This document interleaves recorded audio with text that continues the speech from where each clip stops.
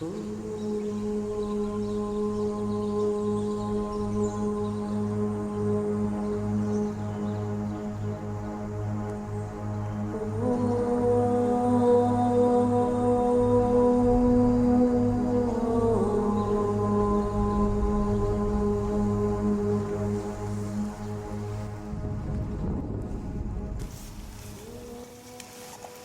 bonjour à tous.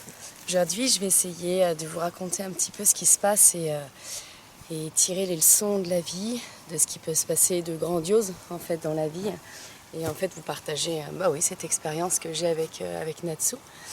Alors bon, là il y a Loa ici, il y a Bella, une nouvelle chienne que j'ai depuis quelques mois, qui a eu un passé aussi un peu compliqué, et mon Nat que vous connaissez pour beaucoup parce que Nat t'es tout le temps avec moi. T'es tout le temps avec moi. Tu cours autour du rond de Longe. Tu courais autour du rond de Longe. Là, on t'avait un peu domestiqué là-dessus. Nats, c'est mon binôme. Nats, c'est j'allume le tracteur, il enlève les chevaux devant.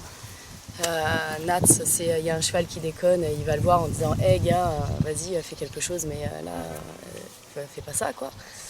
Nats, c'est mon binôme de travail. C'est lui, c'est le chien qui court, c'est le chien qui va toujours dire bonjour aux gens. Non, j'ai dit que c'était hors de question qu'on pleure. Et on va juste raconter cette belle expérience. Alors, Nats, je l'ai eu, il avait 1 an parce qu'il n'était pas épanoui en tant que chien.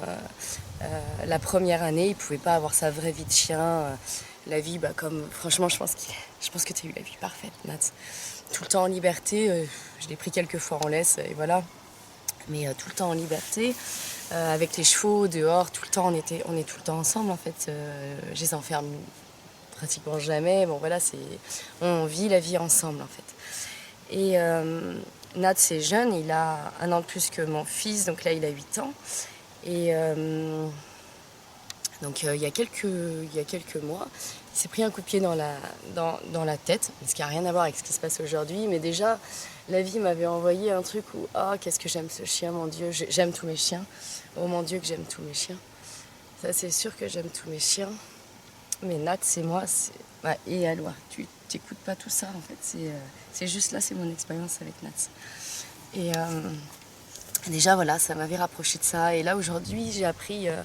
je sais pas, il y a à peu près 1 semaine, je l'ai emmené ce qu'il mangeait pas trop. Donc j'ai vermifugé aux plantes.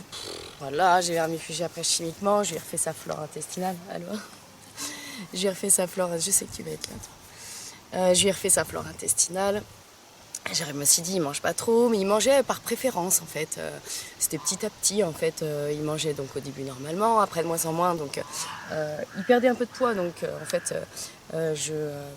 je lui donnais 2 fois par jour des croquettes. Ensuite, un tout petit peu plus difficile. Donc, je lui donnais des croquettes un peu pour chat. Je sais que c'est pas bien, mais bon, il fallait qu'il mange. Avec de la pâtée. Pareil, je suis pas du tout pour ce genre de trucs, mais voilà. Et voilà. Et puis, jusqu'au diagnostic la semaine dernière, où la véto m'a dit je sens quelque chose dans son ventre. Et j'ai regardé sa tête à cette véto qui est exceptionnelle et que j'aime beaucoup. Et là, je me suis dit, il y a quelque chose. Donc, on l'a fait opérer en urgence pour voir. Et en fait, Natsu est rempli de métastases dans son ventre. Donc, en fait, il est condamné. J'ai dit que je pleurais. Il est condamné. Et donc, on a quelques jours ensemble, encore quelques semaines. Là, il mange encore. Là, il fait des balades, un peu, tranquillou. En fait, on vit la vie en fait un peu comme avant. J'écoute là où il en est. Et voilà. Oh putain, je pleurais pas. Hein.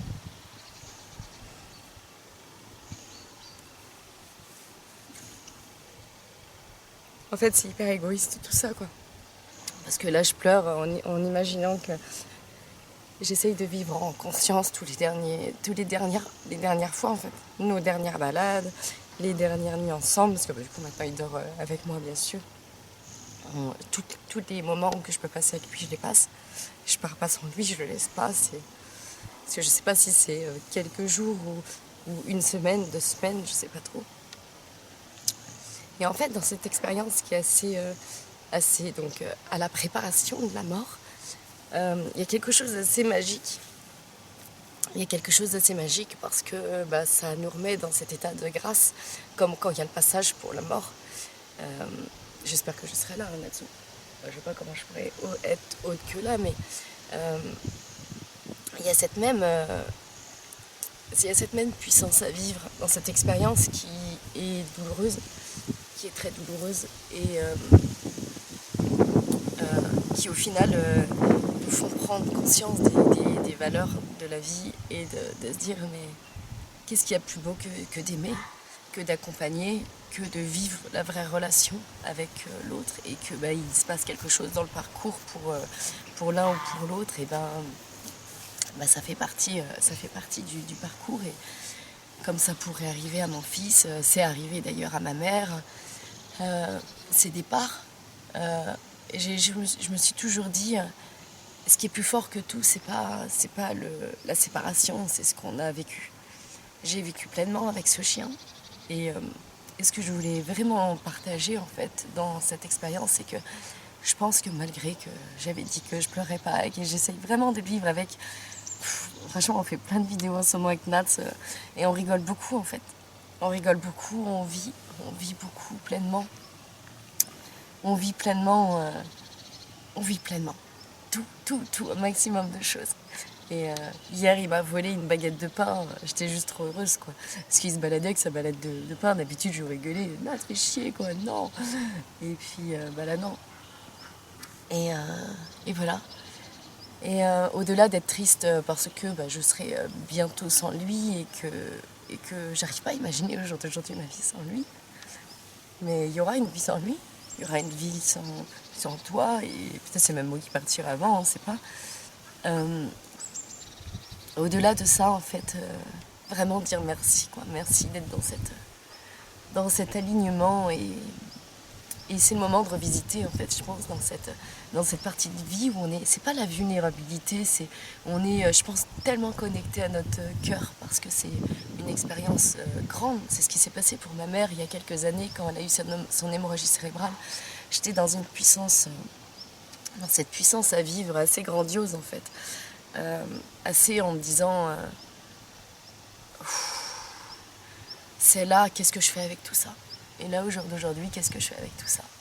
Et j'aime doublement, triplement, quadruplement. Et j'ai confiance.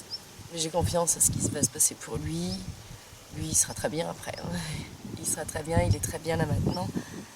Il y a la douleur, là, qui est là au jour d'aujourd'hui. Et c'est pour ça qu'il faudra que ça s'arrête quand la douleur ne sera pas correcte pour lui. Et voilà. Donc j'avais fait la vidéo sur la mort. Et là, en fait, c'est la vidéo sur la préparation à la mort.